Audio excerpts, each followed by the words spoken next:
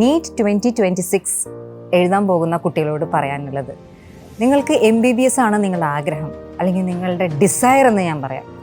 അതാണെന്നുണ്ടെങ്കിൽ don't worry, give in your 100%. അതായത് നിങ്ങളുടെ full effort, അതായത് ഒരു വർഷം അല്ലെങ്കിൽ എത്ര time you are spending in ഈ ഇൻസ്റ്റിറ്റ്യൂട്ട്, ആ ഫുൾ നിങ്ങൾ അതിന് വേണ്ടി മാത്രം, പഠിക്കാൻ വേണ്ടി മാത്രം സ്പെൻഡ് ചെയ്യുക.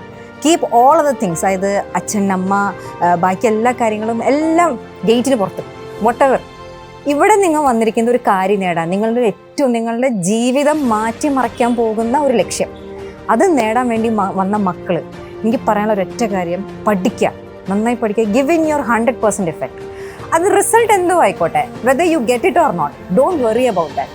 എനിക്കൊരൊറ്റ കാര്യം, എൻ്റെ ഒരു ലൈഫിൽ എക്സ്പീരിയൻസ് വെച്ച് ഞാൻ പറയുകയാണെങ്കിൽ, ആ എക്സാം ഹാളിൽ നിങ്ങൾ ഇറങ്ങുമ്പോൾ, ആ എക്സാം ഹാളിൽ നിന്ന് നിങ്ങൾ അവിടെ നിന്ന് എക്സാം കഴിഞ്ഞിട്ട്, നീറ്റ് എക്സാം കഴിഞ്ഞ് ഇറങ്ങുമ്പോൾ, അത് ടഫായിക്കോട്ടെ, ഈസി ആയിക്കോട്ടെ, വാട്ട് എവർ ഇറ്റ് ഈസ്, പക്ഷേ സന്തോഷത്തോടെ ഇറങ്ങണം. അതായത് ഈ വർഷം ഇത്രയും എഫേർട്ട് ഞാൻ ഇട്ടിട്ട് I can do anything a bit more than this.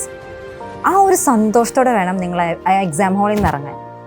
And I tell you one thing, if you have that intense desire, അതായത് നിങ്ങൾക്ക് അത്രയ്ക്കൊരു ഇൻറ്റൻസ് ഡിസയർ ഉണ്ടെങ്കിൽ, the whole universe will pull you forward to that.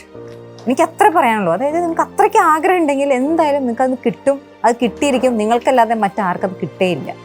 എന്തായാലും best of luck my dear students, and wish you A very very best.